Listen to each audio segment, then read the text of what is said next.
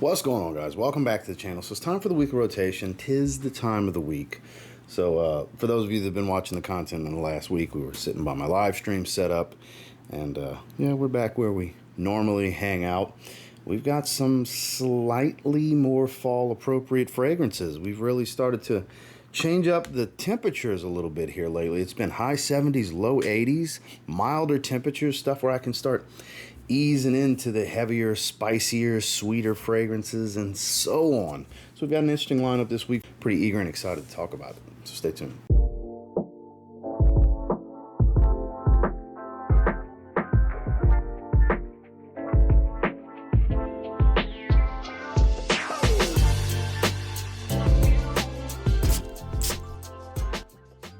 Starting off on Sunday is one of the greatest synthetic blue fragrances of all time.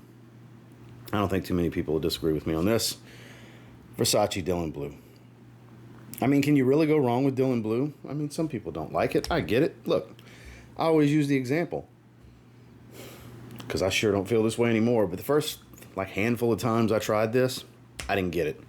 Why do people like this? What compliment magnet? How could somebody compliment you on this? This fragrance is terrible. That was my thoughts, and I don't know what changed, but it grew on me quickly to where all of a sudden I felt like, wow, I need to get a bottle, because I had one of those little dabber style bottles, and I actually put it in a little decant atomizer, so I was able to spray it. And yeah, by the time I got done with that, which was only like a little over 2 ml, like 3.5 ml, so it wasn't a lot. By the time I got through that, I had to have a bottle of this, and I've fallen in love with it over time. I've got a decent dent. I don't know if the light's going to shine. Yeah, it's not going to. But there's a decent little dent in here to about here. Because I do go back to it, especially this time of year, because most blues shine in the spring and the fall. Unless they're really aquatic, which this is aquatic, don't get me wrong, but it's got some heavier, spicy, woody elements to it that actually make it even better, more well-rounded, I guess you could say, for mild, let's say cooler to warmer temperatures. Maybe it's not the best cold weather option. Maybe it's not the best high heat option, but everything in between, Versace Dylan Blue works really well. It's easy to go nose blind to this one, so if you think it's weak, it's your sensors in your nose, I can promise you that. Because this stuff will linger. It'll hang in the air. It'll surprise you when you get a random compliment many hours into it and you haven't smelled it in like 3 or 4 hours. And you thought you needed to refresh, and then somebody tells you how nice you smell, and you're like, really? Because I'll never forget the first time that happened to me, because I thought for sure this was like maybe a 4 or 5 hour fragrance on me. Turns out 8 hours in, I got a random compliment, and I'm like, I just hadn't had an opportunity to refresh. I thought the fragrance was too weak. So you never know, but it's notorious for getting compliments. It's notorious for being highly versatile. And that's two things that are very important to people wearing fragrances. So during the day, it was nice to reach back for it. Versace Dylan Blue, and then we got the shower.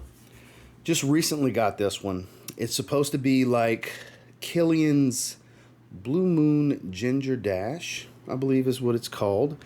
And it's got a lot of citrus at the top, but it's spicy, minty green. You got ginger, I believe it's basil and mint leaf, mixing with citruses in the top. It is Paris Corner's Moscow Mule. Love the bottle first and foremost.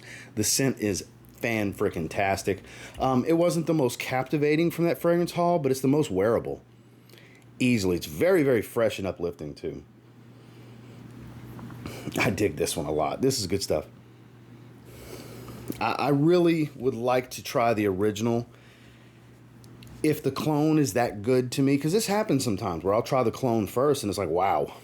If I like this that much, the original must be fantastic, because, you know, I'm just going to throw it out there now for those of you that either refuse to believe it or maybe you don't know. But if the clone's that good and it's cloning a niche brand like Kilian, the original's even better, because, yeah, they're not going to touch the same quality here. They're not going to spend the money to have the level of oil quality first and foremost. And this isn't like I can confidently say this, some world-renowned perfumer didn't create this. This was a reverse engineered fragrance, more than likely, with lesser than oils. Now look, does it provide a good enough and pretty damn good experience? I mean, it smells great to me. I'm loving it, but boy, I bet that By Kilian fragrance is really good. So I need to get a decant and try that one for myself. The downside is if I like cologne this much and end up loving the original, I'm going to need to buy one of those expensive bottles. So for the time being, I'm sure enjoying this. And if you've tried the original and you look for a great version of it, I don't know how accurate it is, but I can tell you firsthand, this smells really damn good. Out the shower, Moscow Mule. Moving into Monday. Now, I just picked this up. I had, for my members only stream, they voted for the all-star tier for MYSLF Le Parfum 60 ml to be the main prize of the first of the 3 spins for that tier. So, of course, I had to get myself a bottle. Happy accident, myself. Of MYSLF Le Parfum, and I preferred. And when I did my Sin of the Day shorts video, I said it's better than the original, and just get this one. And a lot of people differed with me on that, and that's okay. Some people seem to prefer the other. That I was told by a few people that this is more floral to them. Now, I kind of see where they're coming from because it's a little heavier. They raised the oil concentration, but I feel like it's more of a sweeter floral than a fresher floral, because the original is a little bit fresher, a little bit more musky, I find. Whereas I get more sweetness. It's a fuller profile, like it's not thicker necessarily, but it's fuller. It smells richer overall, and I get more of a woody facet in the dry down. All the same elements, just some things are heightened more than others. They are extremely redundant to one another. If you love the original, then you're the right person to potentially have both. But if you only want one, try them both. You don't know, because I mean, it's very split. I prefer the Le Parfum. I know others do. And a lot of others prefer the original. So it's damn good, though. It was a good release for this year. Just, I find a little too redundant to the original, to where you don't need both. But during the day and out the shower, because I refresh that even. MYSLF Le Parfum. Moving into Tuesday, too, I haven't reached for in quite a while. It was a pure joy. This was the best day of the week, I think. You know, I always have that day where I'm like, this was my best smelling day. It was Tuesday. During the day, intense Cedrat Boise. Everything that's great about the original, just heavy spice versus the original. More leather. It's a suede accord. More woodiness. You get some Cambodian oud, I believe it is, that enhances that smell. And you still have the citruses and the fruits, that sharp lemon, blackcurrant fruitiness. All those elements are here. Nuclear fragrance, that another one I go nose blind to very easily. This 40% concentration is an overwhelming monster for the senses. But definitely worth checking out. Is it redundant to the original? Yeah, very much so. But I think for those that love the original and would like a heavier version for the colder weather, that's who I think would be best suited to have both, which is me through and through, because I love Cedrat Boise. It's one of my favorite fragrances ever, and I think the Intense is done right. It's more intensive in the profile, and it's more intensive in the performance.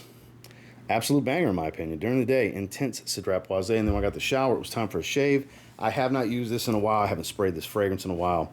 Went with Zaharoff Signature Noir shave set, and gave myself a few sprays of the fragrance. So what's so special about Noir that I was actually excited to wear it? So any of you that are familiar with the Zaharoff fragrances, this is the base for several that could potentially be your favorite, such as Rosé, such as Citrine. I believe for Homme, it's the base for that as well, because Royale is the base for Coco Loco. I'm trying to think what else. This is the base for Tobacco and Leather Tobacco, because this is the incense dominant of Royale and Noir, which came out as a pair of flankers after Signature Pour Homme. So all three have been used as bases, Signature Pour Homme, Noir, and Royale. All three of them make varied base profiles to create this collection George has been procuring over time with Claude. Beautiful stuff, it really is. Nice and resinous, very, very resinous fragrance, evening appropriate, but I mean, you could rock this one during the day if you really want to. It's good stuff. It's been a long time since I wore it. It is just great to get it back in the rotation and relive the experience. Out the shower, had a shave with Signature Noir. Moving into Wednesday. So I recently got 2 new fragrances from Dumont that Perfume Box sent my way, and of course I just said, let me open the blue one first. And that is Dumont's Axon Ultimate. So immediately when I smelled it, I was like, wow, that is super familiar. It's definitely Hawass. But the biggest difference, I don't find it to be aquatic like Hawas and Hawas Ice. Ice has mint. This definitely does not have mint. But that spicy, fruity smell of Hawas, very present, super familiar. Very well priced. It's in the mid $30 price range before any discounts. And the biggest trade-off for me is it's not as synthetic as Hawas. It's because, I mean, it's a dead ringer for Versace. Hawas, it's just not as chemically synthetic. It just isn't. So if Hawas was too synthetic for you, which I know that's the case for a lot of people, this might be the solution if you really like the profile, just wish it was smoother. That's exactly what Axon Ultimate is. It's Hawas, but smoother. You know, not quite Nitro Red, because Nitro Red's got a prominent watermelon note. That's kind of it takes a twist, you know what I mean? Where if you have stuff like Nitro Red, yeah, it's going to be redundant to this, but there is a big difference with that. You know, that watermelon note's the biggest difference here, but this is Hawas, but smoother. There's no other way for me to put it. I did do a full review if you want to hear performance and stuff, because of course it's a pretty good performer.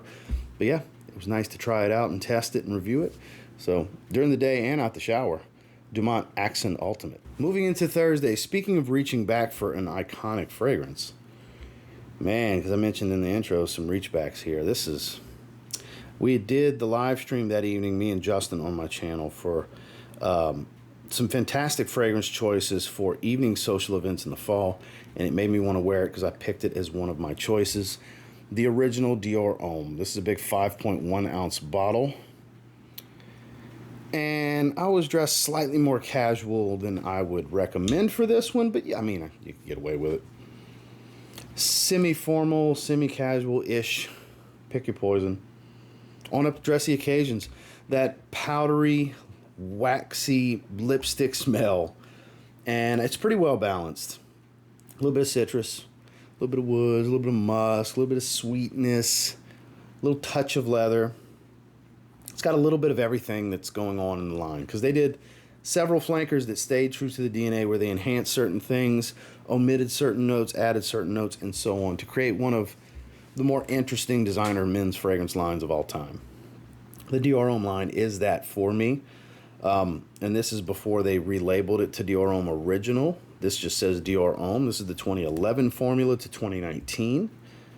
Because in 2020, we got Dior Homme 2020, which is not an iris fragrance. It's a wood fragrance, a woody aromatic. And they relabeled this as Dior Homme Original, because the original is an iris fragrance. So just an all-time great, iconic fragrance to me. Just love this stuff. Very impactful. One of the reasons I love iris so much, whether it be a synthetic iris or a natural iris. I'm a fan of iris. During the day, Dior Homme, the original iris fragrance from Dior Homme line. And out the shower, I smell like fresh cut lemons.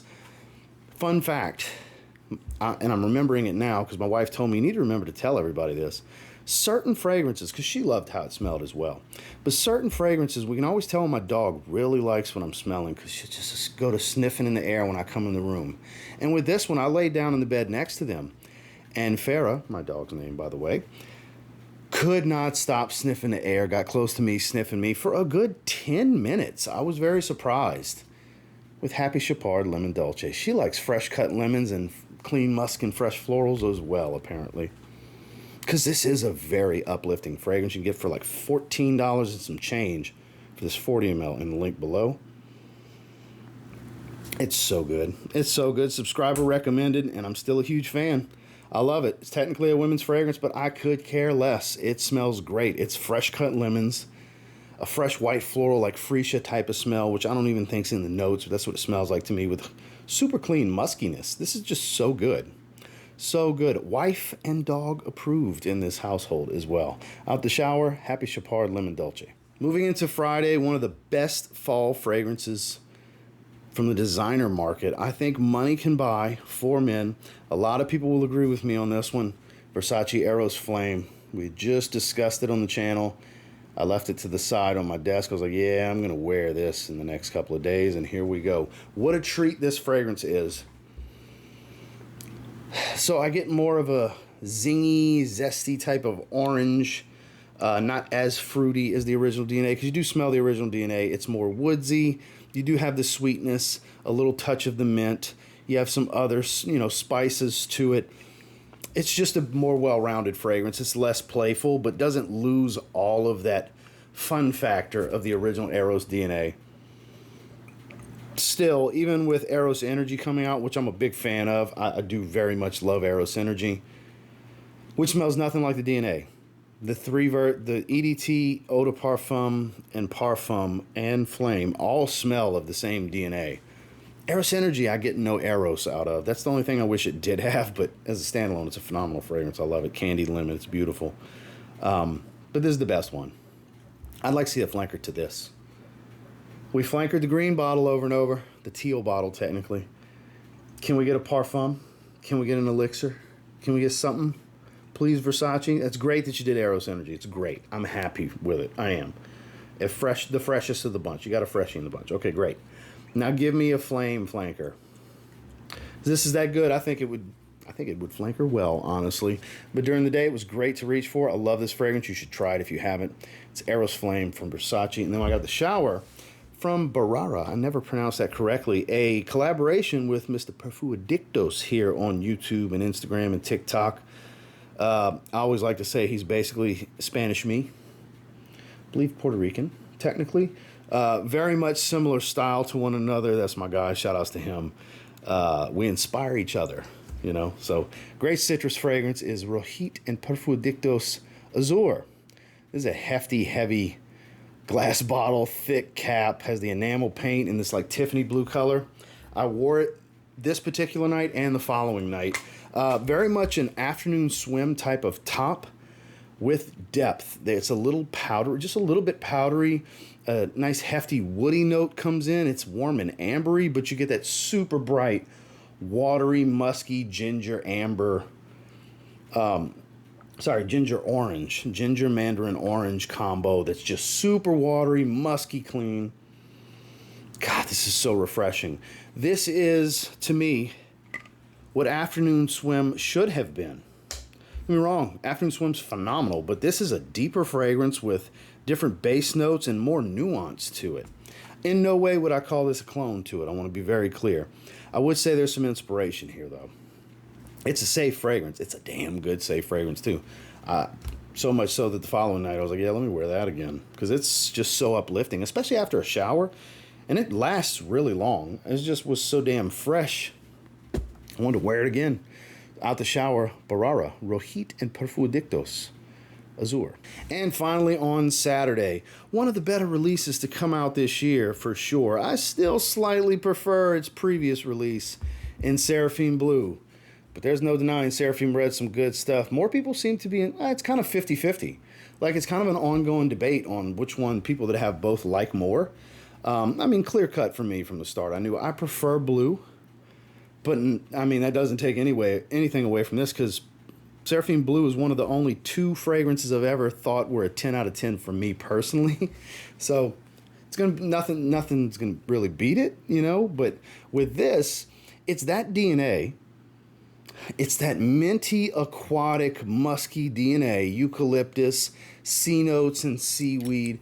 But you strip away the fruitiness and the coconut, and you add amber, woods, and pink pepper. Change some greens and florals out a little bit, but you add pink pepper, amber, and woods as the biggest trade-off, and you get a sweet pepper aquatic here. Because it's sweet, spicy hit at the top with that minty green aquatic nature. And then you get this warm amber woody facet of sandalwood, vetiver, and amber. It's really stands out in the base.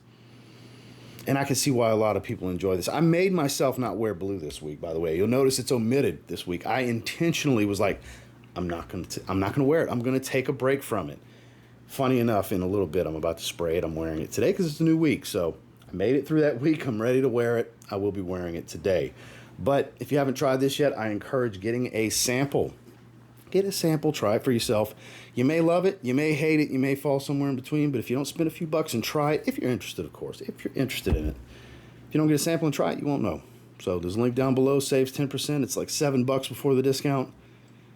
like $6 and some change. You can get yourself a 3 ml spray sample and see if it's for you.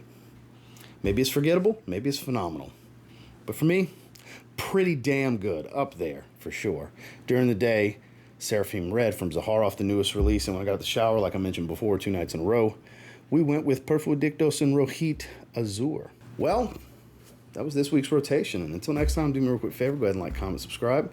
So I do appreciate all the feedback, and I love hearing from you guys. What'd you guys wear this week? Anything similar to me by chance? I mean, it happens sometimes, you know. It doesn't have to necessarily be on the same day, but we could have matched up somewhere. Like, anybody wear Eros Flame, Seraphim Red, MYSLF Le Parfum? Anybody pull out Intense Cedrat Boise by chance? Let me know down below. And until next time, I will say if you get your hands on any of the fragrances I wore this week and give them a spray now, you might end up thanking me later. Have a good one, guys.